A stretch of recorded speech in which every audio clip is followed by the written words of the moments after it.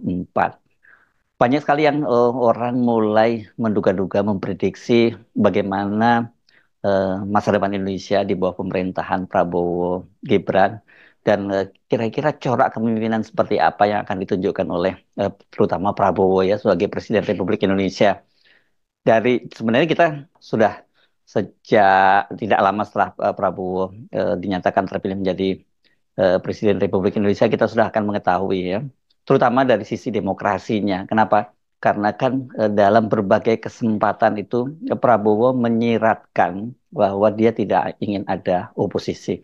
Itu artinya dia juga tidak menginginkan ada kritik-kritik terhadap pemerintahannya yang tercermin dari pernyataannya bahwa ya nanti kalau sebagai penonton dia menyebut ya oposisi sebagai penonton itu ya pokoknya jangan mengganggu ketika karena dia sedang bekerja.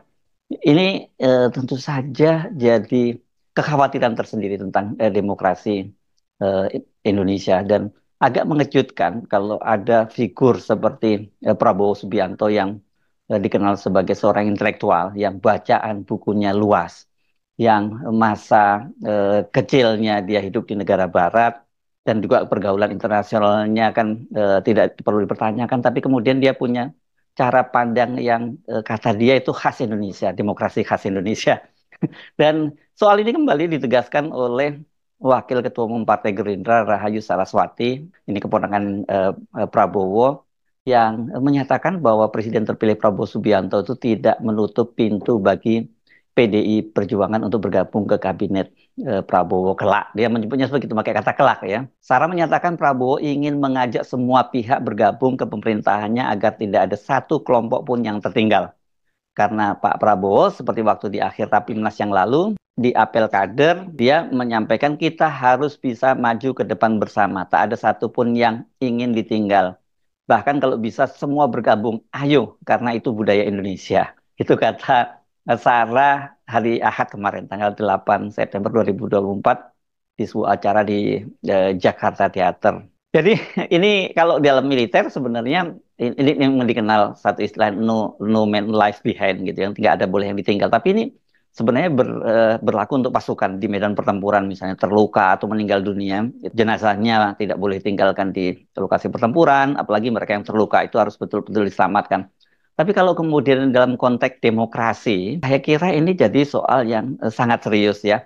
Kalau dalam soal misalnya kesejahteraan, kan begitu ya, hak-hak mereka untuk pendidikan yang lebih baik, hak-hak mereka untuk berpolitik, hak-hak mereka untuk berusaha, tidak ada satupun yang boleh ditinggalkan, tidak ada yang lain lebih maju berkali-kali lipat kekayaannya, terus kemudian ada orang yang sangat tertinggal kehidupannya dan bahkan untuk makan sehari-hari saja sulit, ya kita sepakat soal itu.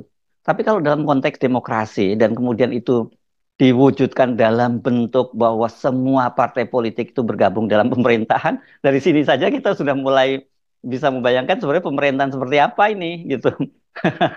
Apakah memang seperti itu demokrasi Pancasila gitu, kemudian tidak mengenal sama sekali kelompok oposisi atau katakanlah kalau tidak mau disebut kelompok oposisi, kelompok yang mengkritisi pemerintahan.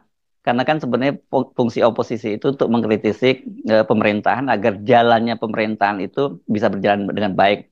Atau kalau dalam demokrasi kan dikenal sebagai trias politika, yakni eksekutif, legislatif, dan yudikatif yang ini masing-masing berdiri sendiri, punya independensi sendiri-sendiri, dan saling mengkontrol ya, saling melakukan kontrol, check and balance gitu. Bahkan kemudian kalau dalam demokrasi itu ditambah lagi satu pilar yang keempat yang disebut sebagai fourth estate, yakni media ya, media sebagai watchdog dari demokrasi. Jadi seperti kata Sarah itu Gerindra tidak menutup pintu untuk PDIP. Itu kata dia Prabowo pun membuka pintu bagi PDIP meski posisinya berseberangan pada pemilihan presiden 2024 lalu. Apapun kepentingan satu, dua, tiga pihak bagi beliau siapapun yang ingin bergabung dan itu kenapa pintu selalu dibuka, mau itu warnanya dari manapun, mau itu kemarin berseberangan ataupun tidak, semua harus bersama-sama, kata dia. Ini juga cukup aneh ya pernyataan Sarah ini karena kita tahu Sarah ini kan juga dia dididik di negara barat begitu yang saya tahu saya yakin dia tahu persis bahwa bukan seperti itu praktek demokrasi yang ada di dunia-dunia maju, terutama di negara-negara Barat yang dipraktekkan seperti itu. Soal ini sebenarnya sudah berkali-kali dinyatakan oleh Prabowo Subianto. Saya ingin menyampaikan beberapa saja catatan ini, pernyataan Prabowo yang disampaikan. Yang pertama, ini di Partai Amanat Nasional tanggal 9 Mei 2024. Saya ini pilihkan saja pernyataan-pernyataan di partai politik ya, karena ini nantinya tercermin dari keinginan Prabowo itu diwujudkan dalam mengakomodasi semua kekuatan partai politik di parlemen. Pada waktu itu, ketika bicara di acaranya PAN, dia menyatakan bahwa kalau Indonesia itu semua pihak bekerja sama, maka Indonesia itu akan menjadi kekuatan besar yang tidak bisa dibendung. Indonesia itu tidak bisa dibendung kecuali elit Indonesia tidak bisa atau tidak mau kerjasama. Kuncinya itu, kata Prabowo, itu tanggal 9 Mei 2024. Kalau ada yang mau nonton, nah ini yang tadi saya sebutkan, di pinggir jalan, silahkan jadi penonton yang baik.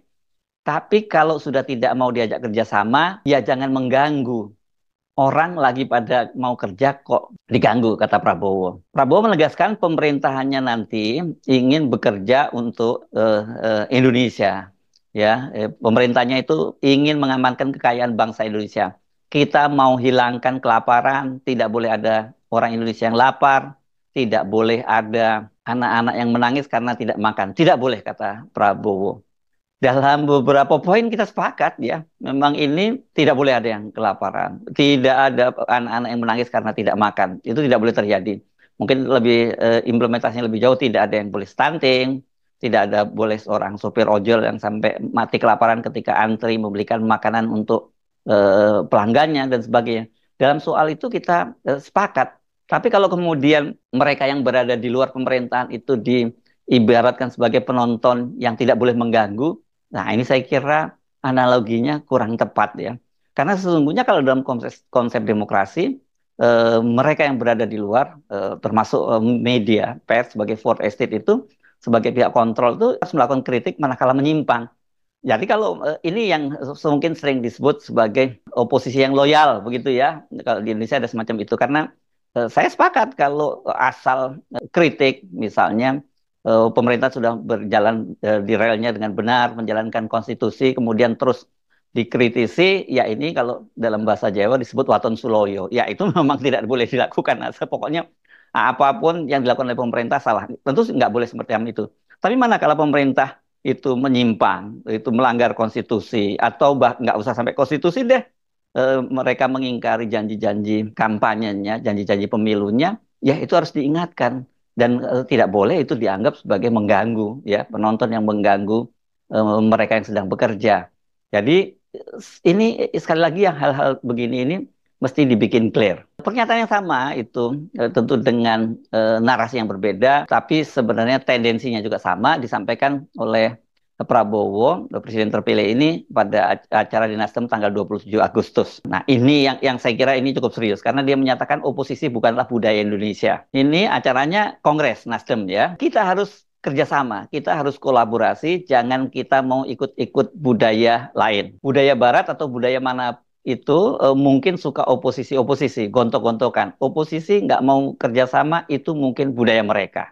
Nah, ini yang saya kira jadi persoalan serius ya kalau kemudian Prabowo menyatakan bahwa dia tidak suka oposisi. Kita bisa membayangkan nanti ini diterjemahkan oleh aparatnya sampai level bawah, apalagi kemudian terutama aparat penegak hukum akan menganggap bahwa oposisi itu adalah musuh negara. Ini tentu saja sangat berbahaya. Nah, mari kita balik lagi ke pernyataan dari Saras tadi ya, yang menyatakan bahwa terbuka pintu atau Prabowo tetap membuka pintu untuk PDIP bergabung dalam pemerintahannya Prabowo Gibran. Nah, sekarang ini dari semua partai politik yang ada di parlemen itu memang tinggal PDIP yang tidak bergabung atau tepatnya belum bergabung di Koalisi Indonesia Maju Plus. Ini semua partai peserta pemilu yang lolos di parlemen itu sekarang bergabung di Koalisi Indonesia Maju Plus, bahkan sampai partai non-parlemen. Ini bayangkan partai non-parlemen pun juga masuk di sana. Kalau kemarin kita menggunakan peta pada Pilpres 2024 yang ada 3 koalisi, ini koalisi perubahan semua sudah masuk di situ. Nasdem, PKB, PKS masuk di Koalisi Indonesia Maju Plus.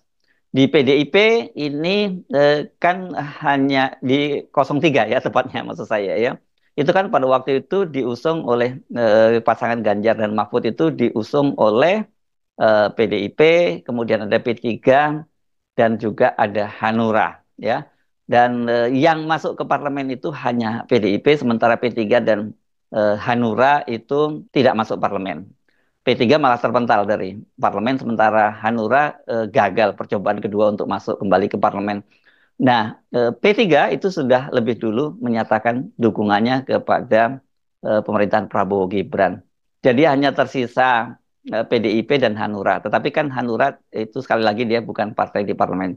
Jadi kalau kita ngomong soal partai di parlemen, ini satu-satunya partai yang tidak masuk di Koalisi Indonesia Maju Plus ya tinggal PDIP. Dan PDIP itu sekarang tuh mereka memiliki 110 kursi dari total 575 kursi di parlemen. Jadi ini bayangkan ini apa namanya oposisi seperti apa ya. Dan kalau kemudian ternyata PDIP itu juga ditarik ya praktis semua partai itu akan menjadi bagian dari pemerintah dan sebenarnya nggak ada gunanya lagi DPR RI itu ya kalau konsepnya seperti itu. Kita bisa kembali bayangkan bahwa pada eranya Pak Jokowi saja pada waktu itu yang berada di luar pemerintahan itu hanya dua partai, yakni PKS dan kemudian Demokrat. Mereka ini menguasai lebih dari 80% kursi di parlemen ya. Kalau tidak salah 81,9% ya pada waktu itu ya. Dan ini kita tahu bagaimana yang terjadi di Indonesia. Semua produk perundang-undangan, ya, kendati itu ditentang oleh masyarakat dan komunitas civil society, mulai dari mahasiswa, buruh, kalangan akademisi, kelompok-kelompok kritis lainnya, LSM, NGO, semua itu nggak dipedulikan oleh pemerintah. Semulai dari Undang-Undang Minerba, Omnibus Law, dan macam-macam undang-undang lainnya, semua lahir. Dan itu semua adalah undang-undang yang sama sekali tidak berpihak pada kepentingan rakyat. Itu adalah kepentingan oligarki, para pemodal, para taipan cukong yang berada di belakang pemerintahnya Jokowi Ma'ruf Amin. Nah, kalau kemudian nanti hanya PDI yang bertahan di oposisi, itu peristiwa yang sama akan terulang kembali. Sama seperti ketika masih ada PKS dan Partai Demokrat di oposisi. Dan dengan catatan, Demokrat kan di injury time akhirnya juga bergabung dengan pemerintahannya Jokowi Ma'ruf. Sementara PKS ini dipastikan nanti akan bergabung dengan pemerintahannya Prabowo Gibran. Nah, prakteknya yang terjadi semacam itu. Apalagi kalau nantinya PDIP itu juga bergabung ke dalam pemerintahan, ya saya kira lebih baik DPR itu, MPR DPR-nya dibubarkan saja. Karena nggak ada gunanya. Kenapa? Karena ya untuk apa mereka ada di pemerintah, duduk di parlemen? Karena kan setidaknya fungsi-fungsinya dari tiga fungsi dari DPR tuh ya semua nggak akan berfungsi.